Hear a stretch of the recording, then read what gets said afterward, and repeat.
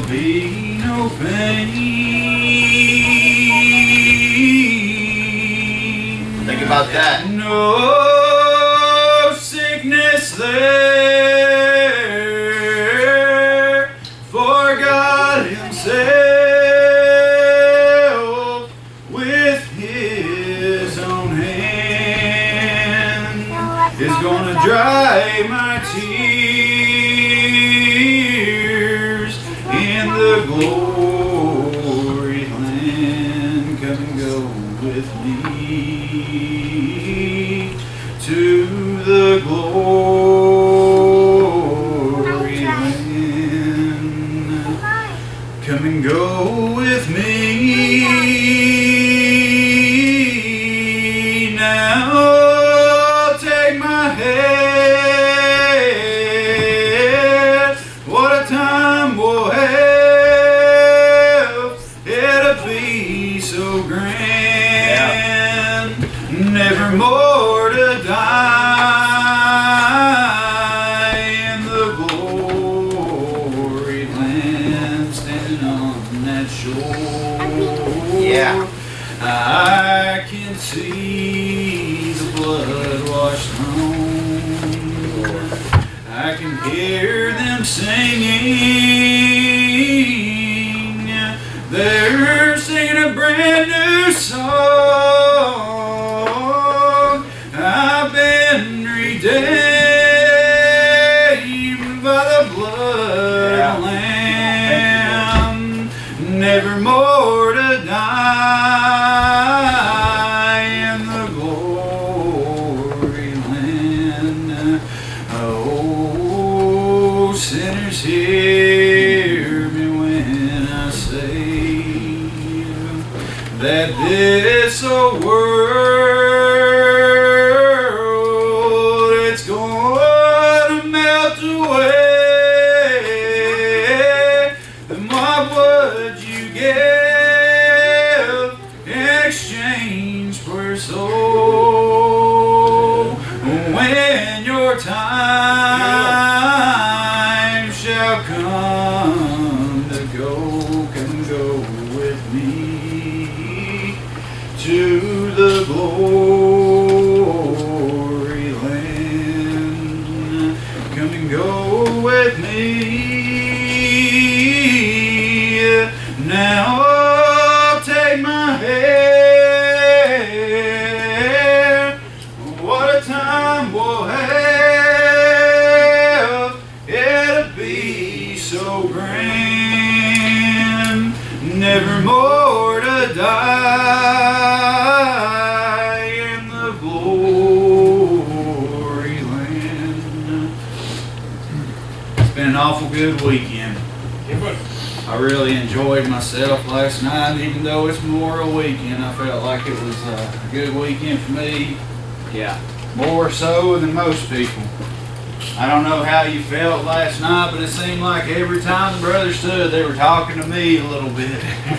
You know, I thought that feeling would go away when I became the child of the King. They wouldn't talk about me up there no more. You know, they still won't quit. My brother Bruce gets up here and he talks about the way that he was and what he had to do and how he chased a girl into the church is how he got in there. And I thought to myself, well, we've got a lot in common because that's what I did. I remember the first time I went to that church, and you know, when I got to thinking, and Chad was sitting there right behind me. He was the first thing that I remember when I went to that church, because I was a mean little boy. I really was. And he came out and he hugged Rachel and he said, "You're so pretty. I just wish I could marry you." And you know, I didn't know who he was. And I sat down with her. I said, "I'm going to break that guy's neck." And he said something like that again. And you know, she said, "Well, that's my cousin." I was a little bit relieved. I said, "Well, I'll spare him here today." I had no idea. And you know, I remember listening to him get up and preach about his dad just like he did last night. I remember seeing Eddie the first time I was there. He came up in his wheelchair, and he was real adamant about shaking my hand and pulling me down to give him a hug. And he still does that when I go to Kentucky now. I remember when the Lord was calling upon me. Just like Brother Bob was talking about all the trials he went through and all the things. I remember the last dream I had before I gave it all up. I had a dream that I was sitting there at that little church there at Dorton. The new one they built.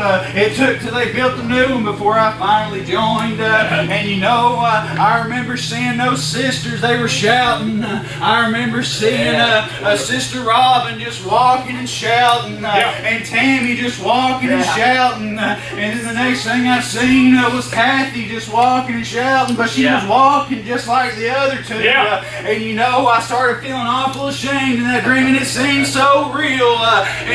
What brought me out of that dream as I looked, following them was Brother Eddie, and he was walking. And it brought me out of that dream. You ever seen those movies where you wake up sweating, you wake up scared? That's the way I was. I couldn't go back to sleep before I went into the mines that morning. I was with Rachel that evening. We drove by Dorton Skating Rink, and she said, I wish that you could have seen my Uncle Eddie before his accident. Said that him and Kathy used to love skating. I had to turn my head just a little bit, and my heart was saying, I've seen him. I've seen him walking. The Lord showed me that man walking. Listen, he showed me Kathy walking just fine. My heart was telling me there's something to it. What are you holding on to here today? I pity this world. How we say all the time that we hate the world. No, not necessarily. I love the people in it. Listen, I love the way it looks. I love the natural things God has given us. I love the ocean down there in Florida. I love the mountains in East Kentucky. Listen, sometimes I even like the weather in North Carolina. Listen, my Lord has gave me a love that I couldn't have imagined before. I couldn't have dreamed possible. I pity this world. I pity when I'm out on a Sunday and I see a sister sitting there listening, praising the Lord with all she's got, and knowing that there's a husband just sitting at home, not just because he's lazy, not sometimes because he doesn't believe in this. It's just that I can guarantee you he hasn't felt the pull of God, because if you're able here this morning, if you're healthy here this morning, and you sit out on Sundays, I'll tell you here this morning, brother, you have not felt my Lord. Listen, you have not felt the love of my God.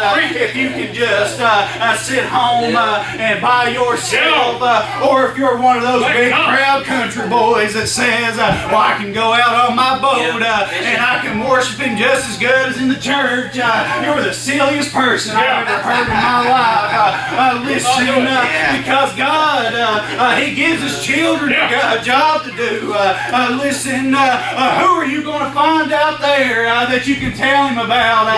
Where's the sinners going to go on Sunday? They're going to come right here. And this is where you need to be fishing here. Keep your excuses to yourself. I don't need them. Listen, just like Brother Bob said, you're not sinning against me in this world. You're sinning against an almighty God. The same God that I serve. I was thinking there last night, we sat there, and we were at that Mexican restaurant, and Brother Bob told me a story right before we left, and brother, it made my night. I'll go ahead and tell you. Listen, I don't know, I may be mistaken, but I believe it was around the time you were coming to preach or something like that. He said he he kept asking for signs. I asked for signs all the time when I was before I joined the church, and even after I joined the church, before I came to preach. Listen, and he said he would put his finger in his Bible and he would open it up and say, Lord, what do you want me to read here today? And he brought up Jonah in the well the first time. He said, well, it's not that long, that's good. Well, I can read it. He said, so he does it again, and he sticks his finger in there and he opens it up and it's Jonah in the well. You know, and he does it again for a third time, and it's the same thing. And he said, you know, not long after that, he went to Kentucky to visit Chris, and they went to, and when he said it, it rung a bell in my head. He said they went to Island Creek to an old regular Baptist church, and he said, you know, one of those preachers got up there, and you know what he preached? He preached Jonah in the well. He said, you know what's funny about it? Do you know who that man was? Listen, I had no idea. That little list that we had, that memorial list, he said it was Brother Shad Newsome. It was the same man that raised me. It was the same man that I'd idolized my whole life. Listen, I've done so many things for me. I bet you thought that he was doing something for you. No, this is the way my Lord works here this morning. When you were there on Island Creek, he knew a few years down the road you're going to meet his grandson. And you're going to tell him how he helped you. And you think that makes you feel good? It makes his grandson feel a whole lot better. Because I'm telling you here this morning, you want to talk about a memorial meeting. There's going to be a day when I'm going to close my eyes the same way he did. And I'm going to open them on a shore, that Canaan shore. Listen, I'm going to go to that land that we keep preaching about because that man named Jesus Christ, he made a way for me when I didn't deserve it. This morning, he is the way. Yes, Lord. He made a way for me when I didn't deserve it. Ask him to just come home. I'll tell this, and then I'm going to give Chad the rest of the time. You know, before I was a child of God, before I knew Rachel, before I knew any of you, I knew a lot of your family, but none of you. As soon as I turned 18, you want to talk about hate, somebody hating something, I hated my family. Except for my grandparents, I hated them. I really did. There was a hate in me for them that burned hotter than anything I've ever seen in this world. You know, so when I turned 18, I said legally they can't stop me anymore. So I left and I went off on my own. I got a job out in Pikeville. I stayed at a little apartment, sometimes stayed at other places, but I was gone. And you know, I didn't have a whole lot growing up, and I remember when I got that job, I was able to get my first little cell phone. It was a little flip phone. Listen, prehistoric thing now, and that wasn't but 10 years ago. Listen, but that's ancient history now. And you know, when I first got that phone, I wanted to call some people. I called my friends, but you know, the only people I called for my family, I called my grandparents, and my granny answered, and she said, "Where are you calling from?" I said, "Well, this is my new phone." And I had to explain to her how it worked. I said, "I can take it anywhere, and you can call me at any time." And she said, "Well, that's good. I'm going to write it down." And you know, brother, and I felt like it was such a mistake because I got a call every day. And she would say, "Shad, you know, I was praying last night, and I just got to thinking about you, and it made me mad, brother. Listen, don't bother me with that stuff. Now I'm having the time of my life." And she'd say, "You know, you could probably work out there and come here and just save a bunch of money. You can just stay here and not have to pay no rent. I'll cook all your food. Why don't you just come home?" And you know, I never did, brother. She would call every day for months. I'm telling you, for months. And then one morning, I woke up to my phone just kept ringing and ringing and ringing. ring, and you know, at that time I wanted to throw that phone away, and I didn't know who it was, and I answered it, and the voice on that other side of that line said, "Shad, you need to come over here.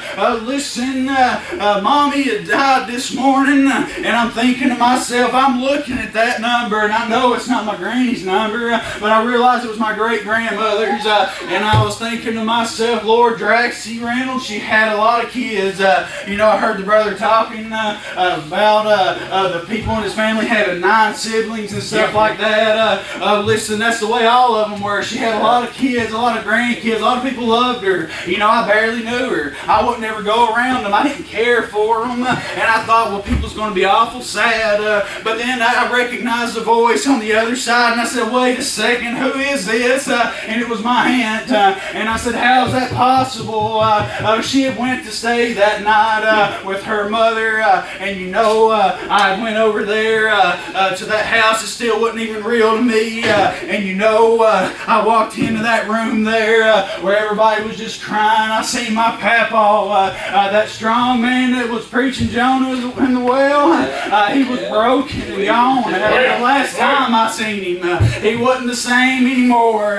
He was out there, and then I knew when I seen the tears in his eyes, something's definitely wrong, because this man, he doesn't cry. And you know, I walked in there in the funeral home, man, said, "Do you want to see her before we take her away?" I said, yeah, I will. I didn't want to. I didn't want to see it at all. And then I go back there, and she was so peaceful, with her hands on her chest like this, the same way she'd fall asleep praying all the time. And you know, it broke me down. Oh, yeah. I didn't go. She wanted me to just come home. Why couldn't I went and seen her? I felt so ashamed. I was so selfish. She just wanted me to come there and see her. And now I've let that opportunity slip. But 7 miles down under the coal mine, I fell on my face. And when I was on my face, I met that man that she was telling me about.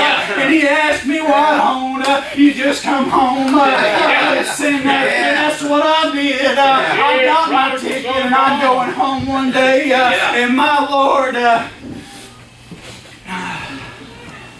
He has paid the price for me when I don't deserve it. There's no excuses here this morning. None at all. No excuse. He's made it easy. You're making it hard. That's all there is to it. I'm going to give way and let Brother Chad come and close it out. Been good, bro. I love each and every one of you here this morning, and I hope that you'll continue to pray for this brother. Work, buddy.